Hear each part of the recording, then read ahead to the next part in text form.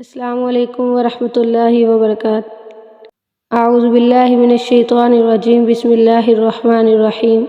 رب اشرح لی صدری ویسر لی امری واحلل عقدۃ من لسانی یفقہوا قولی۔ یا بنی اسرائیل، اے بنی اسرائیل، اذکروا، تم یاد کرو، نعمتی، میری نعمت، التی، وہ جو، انعمت علیکم، میں نے تم پر انعام کی، وَأَوْفُوا، اور تم پورا کرو، بعہدی، میرا وعدہ، اوفی، میں پورا کروں گا، بعہدکم، تمہارا وعدہ، وَإِيَّایَ، اور خاص مجھ سے، فَارْہَبُونَ، پس مجھ ہی سے ڈرو۔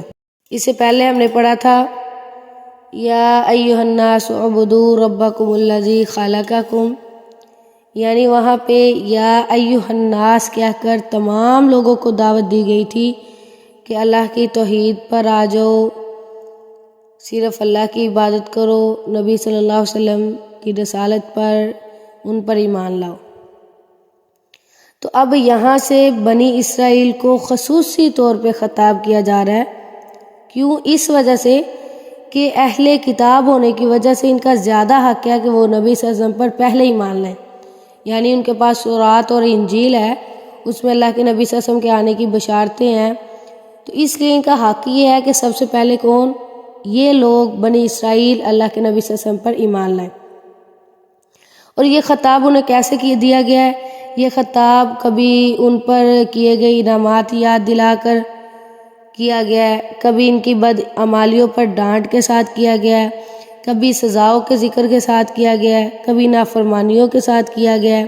تو یہاں سے لے کر آیت نمبر 40 سے لے کر 147 تک ان بنی اسرائیل پر جو 10 انعامات کیے گئے تھے، ان کی 10 بدعمالیاں تھیں، اور ان کی 10 بدعمالیوں کی جو انہیں سزا دی گئی تھی وہ بھی 10 ہی سزائیں دی گئی تھی، ان کا ذکر ہے۔ یعنی آیت نمبر 40 سے 147 تک ان کے 10 انعامات، 10 بدعمالیاں اور 10 سزاؤں کا ذکر ہے، ٹھیک ہے؟ تو سب سے پہلے یہ سمجھ لیں کہ بنی اسرائیل، اہل کتاب کو بنی اسرائیل کیوں کہا جاتا ہے؟ تو اسرائیل یہ حضرت یعقوب علیہ السلام کا، جو کہ حضرت ابراہیم علیہ السلام کے پوتے تھے، ان کا لقب تھا، یا سمجھ لو کہ دوسرا نام تھا، یعنی یا دوسرا نام تھا یا لقب تھا اسرائیل۔ یعقوب علیہ السلام کا لقب تھا اسرائیل، اور اسرائیل کا معنی ہوتا ہے اللہ کا بندہ۔ تو بنی اسرائیل کا مطلب یہ ہوا کہ اللہ کے بندے کی اولاد، اس لیے ان کی اولاد کو کیا کہا جانے لگا؟ بنی اسرائیل، ٹھیک ہے؟ اللہ کے بندے کی اولاد۔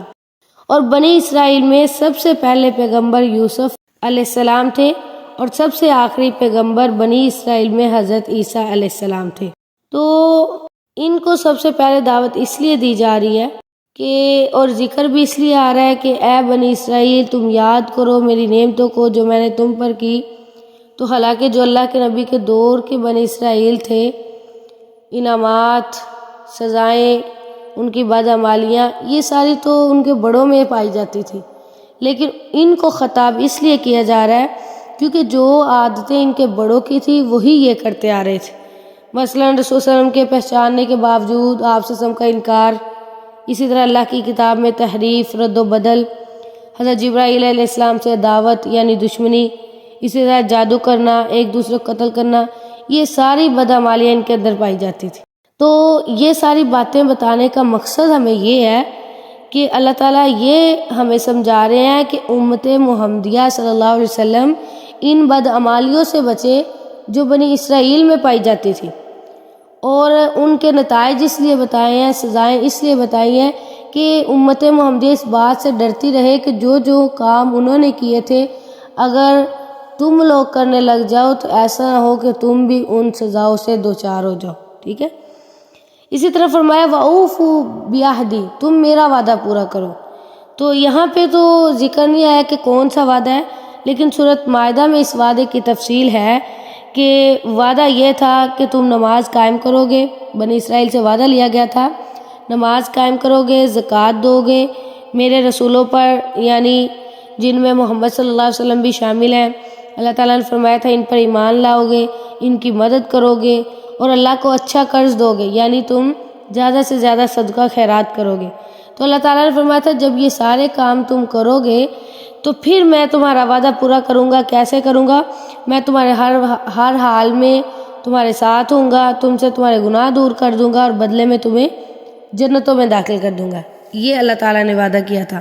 تو اللہ تعالیٰ یاد کروا رہے ہیں کہ جو میرے ساتھ وعدہ کیا اگر تم وعدے کو پورا کرو، اپنے کام مکمل کرو تو پھر میں اپنا وعدہ پورا کروں گا، مطلب کہ تمہارے گناہ معاف کر دوں گا اور تمہیں جنتوں میں داخل کر دوں گا۔ آگے فرمائے وَإِيَّايَ فَارْهَبُونَ، خاص مجھی سے ڈرو۔ ایّایا کا معنی ہے خاص مجھ سے، پھر فرحبون، اس میں یہ جو فرحبون ہے نا اصل میں فرحبونی تھا، تو یا حذف کرنے کی وجہ سے فرحبون بن گیا، تو اس وجہ سے اس کا ترجمہ بھی ہے کہ مجھ ہی سے ڈرو۔ تو دو جگہ پہ مجھ، ایایا میں بھی مجھ آ گیا اور فرحبون میں بھی آ گیا، اسی وجہ سے ہم نے اکٹھا ترجمہ ایسے لگایا ہے کہ ایایا فرحبون، خاص مجھ ہی سے ڈرو۔ اور آگے فرمایا وآمنو، اور تم ایمان لاؤ، بما، اس پر جو انزلتو، میں نے اتارا ہے، یعنی قرآن، مصدقاً، جو تصدیق کرنے والا ہے، لما، اس کی جو معکم، تمہارے پاس ہے، یعنی تمہارے پاس جو تورات اور انجیل ہے، قرآن اس کی تصدیق کرنے والا ہے۔ قرآن بتاتا ہے کہ وہ اللہ کی طرف سے نازل شدہ کتابیں ہیں، آسمانی کتابیں ہیں، ٹھیک ہے، ان پر ایمان لاؤ۔ یہ قرآن اس کی تصدیق کرنے والا ہے جو تمہارے پاس ہے، یعنی ان کے پاس کیا تھا؟ تورات اور انجیل۔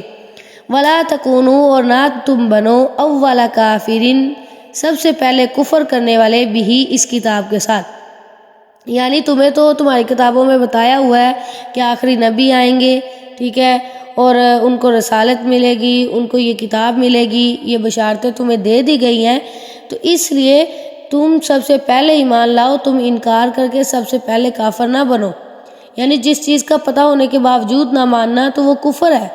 تو تمہیں پتہ ہے، اس کے باوجود اگر تم نبی صلی اللہ علیہ وسلم پر ایمان نہیں لاتے تو اللہ تعالیٰ بنی اسرائیل کو فرما رہے ہیں کہ تم سب سے پہلے کفر کرنے والے ہوگے۔ ولا تشترو، اور نہ تم خریدو، بآیاتی، میری آیات کے بدلے، ثمنًا قلیلا، تھوڑی قیمت نہ خریدو۔ آیات کے بدلے تھوڑی قیمت کیسے خریدنی ہے؟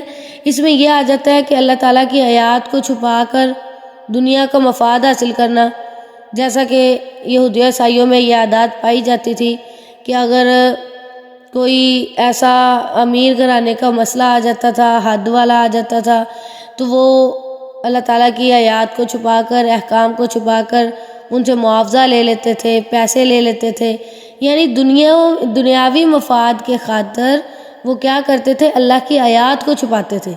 تو اس لیے اللہ تعالیٰ فرما رہے ہیں تم میری آیات کے بدلے تھوڑی قیمت نہ خریدو۔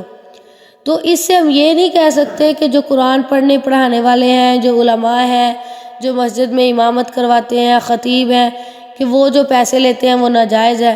اللہ نے فرمایا کہ تم میری آیات کے بدلے تھوڑی قیمت نہ لو، وہ ناجائز نہیں ہے۔ اس سے یہ نہیں پتہ چلتا کہ وہ ناجائز ہے، کیونکہ اللہ کے نبی صلی اللہ علیہ وسلم نے تو فرمایا ہے کہ سب سے زیادہ حق چیز جس پر تم اجرت لیتے ہو، جس پر تم معاوضہ لیتے ہو، قیمت لیتے ہو، وہ اللہ کی کتاب ہے، ٹھیک ہے۔ دم کی اجرت بھی رسول وسلم کی حدیث سے ثابت ہے۔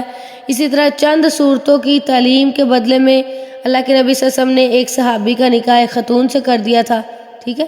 تو اس سے پتہ چلا کہ اس طرح معاوضہ لینا، تو اس کا مطلب یہ نہیں ہوگا کہ اللہ تعالیٰ کی آیات کے بدلے ہم یہ لے رہے ہیں۔